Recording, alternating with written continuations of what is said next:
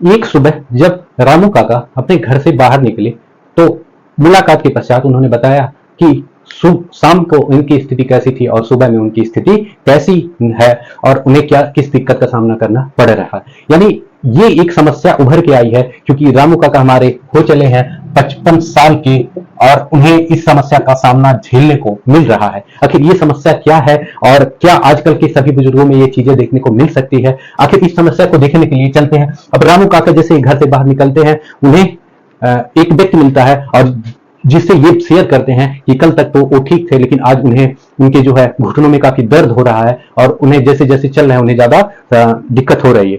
अब ऐसे में रामू काका को क्या बीमारियां हो सकती हैं? तो पहले देखेंगे, ये खड़े हैं रामू काका, यानी यहां पर जो रामू जी खड़े हैं ये देखने का प्रयास करेंगे कि मेन चीज होता है कि ये इनका घुटना है, ये इनका घुटना है।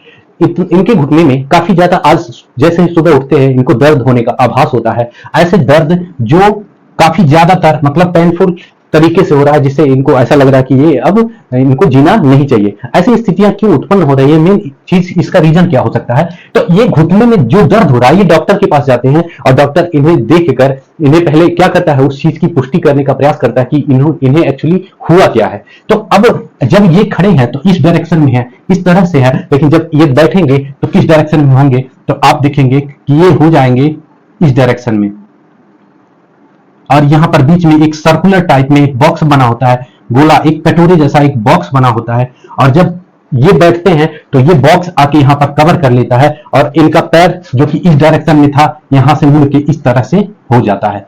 यानी ये हमारे पैर का वर्क है कि किस तरह से मुड़ता है और किस तरह से सीधा होता है। अब कुछ क्रिस्टल्स निकलते हैं यूरिक एसिड के और ये बनेंगे क्यों? जब प्रोटीन से पूरा शरीर बना है और प्रोटीन से पूरे शरीर बनने के कारण प्रोटीन से अमीनो अम्ल बनेंगे, यानी प्रोटीन से बनेगा क्या? अमीनो अम्ल और अमीनो अम्ल जब बनेंगे तो इसमें एक चीज और इंपॉर्टेंट बनेगा, उसका नाम है प्यूरिन। जब प्यूरिन क्यों बनता है? जब नई कोशिकाएं बनती हैं। क्या आपने भी 50 साल का एज क्रॉस कर लिया है? आजकल ऐसी बीमारियां देखने को मिल रही हैं जो जैसे ही व्यक्ति 50 साल की उम्र क्रॉस कर रहा है उसे सबसे ज्यादा प्रभावित करने वाली अगर कोई बीमारी है तो वो है गठिया बीमारी। गठिया को क्या कहते हैं? अर्थराइटिस यानी कि गठिया रोग। अच्छा, एक गठिया रोग बीमारी जो होती है वो क्यों होती है और इसमें क्या कंपोनेंट होते हैं, इसको हम लोग जानने का प्रयास करेंगे। अब देखेंगे मेन चीज होता है कि गठिया रोग जो होता है, हमारा शरीर टोटल प्रोटीन से मिलकर बना है। हमारा शरीर किससे मिलकर बना है? तो कहेंगे प्रोटीन से। और प्रोटीन जो होता है ये टूटता रहता है अमीनो अम्ल में, निरंतर टूटता रहता है अमीनो अम्ल। यानी जो प्रोटीन्स होता है ये क्या होता है? ये टूटता है और अमीनो अम्ल बनता है। क्योंकि निरंतर हमारे शरीर में कोशिकाएं मरती और नई नई कोशिकाएं बनती रहती है। यानी जब कोशिकाएं मरती हैं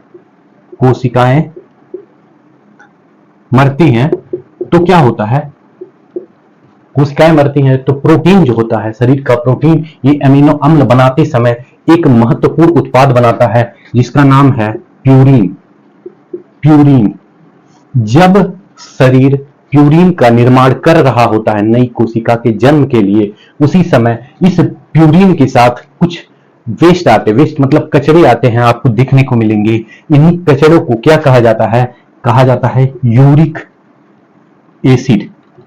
इन्हीं कचरे को यूरिक एसिड कहा जाता है और यूरिक एसिड हाइड्रोजन और नाइट्रोजन इन सब से मिलकर बना होता है। जो यूरिक एसिड है ये हाइड्रोजन, नाइट्रोजन इन सब चीजों से मिलकर बना होता है। यानी ये वेस्ट होता है, कचरा होता है। अच्छा, अब ये कचरा निकलता है शरीर से, जब शरीर से रिलीज होता है तो कहां जाता है? तो जब ज्यादा जैसे जैसे एज बढ़ती है हड्डियां वीक होती जाती है, यानी कमजोर होती जाती है, वीकनेस आती है, घिसती जाती है और इन हड्डियों के घिसने के क्रम में क्या होता है कि ये यूरिक एसिड जाकर आपके हड्डियों के जो जोड़ होते हैं उसमें आपके इकट्ठे होने लगते हैं। जैसे मान लेते हैं आपने कभी सरौता देखा होगा, सरौता जिससे सुपारी काटी जाती थी, उसका आकार इस तरह से होता है, यानी ऐसे होता है एकदम पैर के घुटनों की तरह ऐसे होता है। उसके बाद बीच में ऐसे ऐसे लगा रहता है और फिर ऐसे होता है। यानी अब उसके बाद जब इस सरौते की इस भाग को हम लोग ऐसे हैंडल लगा रहा था, दबाते थे, तो ये बन जाता था इस शेप में, यानी यहां पर ऐसे लगा है, ऐसे ये इस शेप में बन जाता है। तो ठीक इसी तरह जब हम पैर रखते हैं, तो यहाँ देखिए ये पैर है, पैर का भाग है और नीचे रखे हैं, यानी ये जो बॉल होता है इस तरह से, ये नी यानी घुटने में ऐसे लगा रहता है।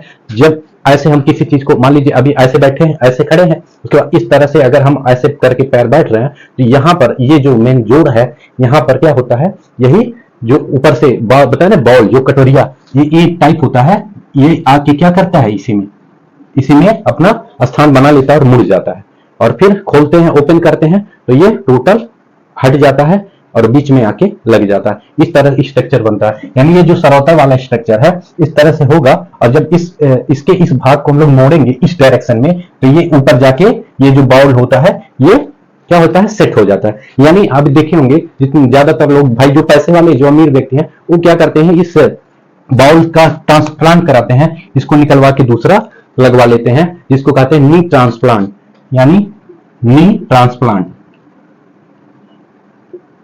जैसे जैसे जैसे आप लोग एज क्रॉस करते हैं अबव 50, तब क्या होता है, ये प्रॉब्लम आप में देखने को मिलती है। और ये प्रॉब्लम में मेन चीज क्या होती है, हमने कुछ चीजें देखी है, हमारे अंदर कुछ एसिड बनते रहते हैं, जैसे लैक्टिक एसिड बनता है, एक एसिड लैक्टिक एसिड बनता है। लैक्टिक एसिड का नाम सुने होंगे, जो दूध से दही बनाने में काम आता है। तो ये लैक्टिक एसिड हमारे शरीर में भी बनता है, और यही कारण होता है जिसके कारण हमें इसी लैक्टिक एसिड के कारण, और फिर हम बाद में सो जाते हैं, तो क्या होता है, वो थकान, लैक्टिक एसिड अपने आप स्वतः खत्म हो जाता है और हमारी थकान दूर हो जाती है। ऐसे एसिड यूरिक एसिड भी बनता है। जब प्यूरिन शरीर बनाती है, तो इसी प्यूरिन के साथ जो है यूरिक एसिड बन जाता है वेस्ट के रूप में, और ये हाइड्रोजन नाइट्रोजन आदि चीजों से मिलकर बना होता है, और जहां घुटने होते हैं, हड्डियों का जोड़ होता है, बीच में जाके इकट्ठा हो जाता है।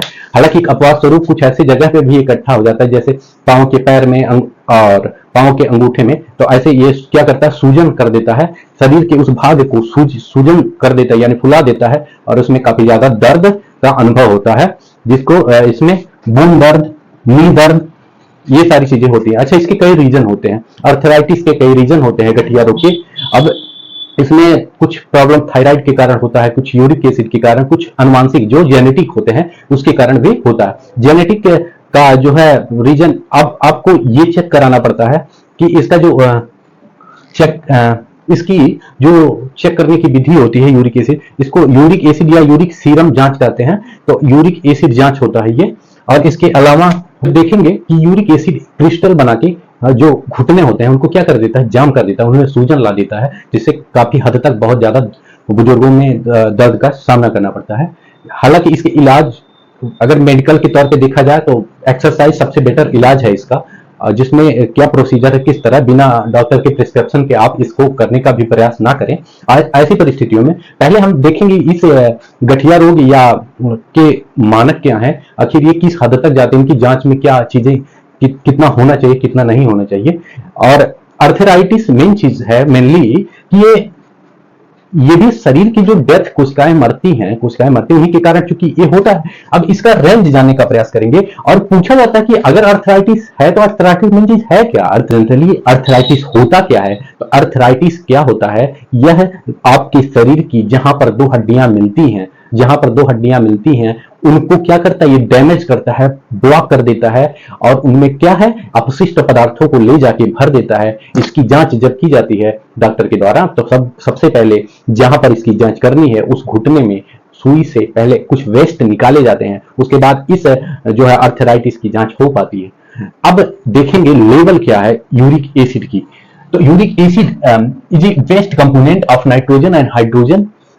ये क्या करता है, कॉजेस क्या करता है, हमारे शरीर को जो है हार्म क्या करता है। तो एक बता दिया ना, ये इकट्ठा होता है दो बोन्स के बीच में, और वहां पर सूजन और दर्द जैसी पेन जैसी समस्याएं क्या करता है, क्रिएट करता है। अब देखेंगे इसके लो में इन रेयर केस देखने को मिलता है कि ये लो पोजीशन में होता है, बट ज्यादातर ये हाई पोजीशन में ही होता है। और ये बोन्स के अलावा कुछ ऐसे भी पर्टिकुलर प्लेसेस हैं, जैसे पैर का पंजा है या अंगूठा है, ऐसी जगहों पे भी इकट्ठे होते हैं, जिससे आदमी को चलने जैसे ही प्रेशर पड़ता है काफी ज्यादा समस्या का समाधान उसको काफी ज्यादा प्रॉब्लम होती है और इस समस्या के निराकरण का उपाय उसको ढूंढने के चक्कर में इधर उधर भटकता रहता है। तो आप देखने का प्रयास करेंगे, लो रेंज में देखेंगे अगर यूरिक एसिड का, तो नॉर्मल रेंज में देखेंगे लो और हाई, तो लो रेंज में देखेंगे बिलो 2.5 मिलीग्राम प्रति डेसीलीटर, यानी 2.5 मिलीग्राम प्रति डेसीलीटर आपके खून में अगर ये यूरिक एसिड इतना मात्रा है आपके यूरिया और नाइट्रोजन की,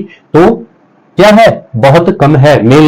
मेल में 2.5 से अगर कम है तो बहुत कम है, और अगर 1.5 से कम है फीमेल में तब भी बहुत कम है। मीडियम की नॉर्मल कितना होना चाहिए, नॉर्मल में देखेंगे तो 2.5 से 7 मिलीग्राम प्रति डेसीलीटर पुरुषों में होना चाहिए, पुरुषों में, और 1.5 से 6 इसका बॉर्डर है, मिनिमम है 1.5, इसके बीच होना चाहिए फीमेल्स में, इसके बीच 1.5 से 6 मिलीग्राम प्रति डेसीलीटर होना चाहिए यूरिक एसिड इन फीमेल्स, और मेल्स में देख लिए।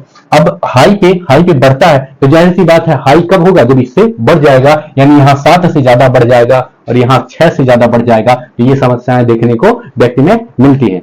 तो ये चीजें क्लियर हो गई, यानी आप जब जांच करवाएंगे यूरिक एसिड, अच्छा इसके लिए बता दिए यूरिक एसिड जांच नॉर्मली बोलेंगे आप तब भी होगा, यूरिक सीरम मैनेजमेंट इसको भी कहते हैं। अब एक जांच और होता है सीआरपी परीक्षण, यानी सीआरपी परीक्षण अगर आप करवाएंगे तो गठिया रोग के बारे में भी इससे भी जानकारी आपको मिल जाएगी कि आपका लेवल बढ़ा है या नहीं बढ़ा है।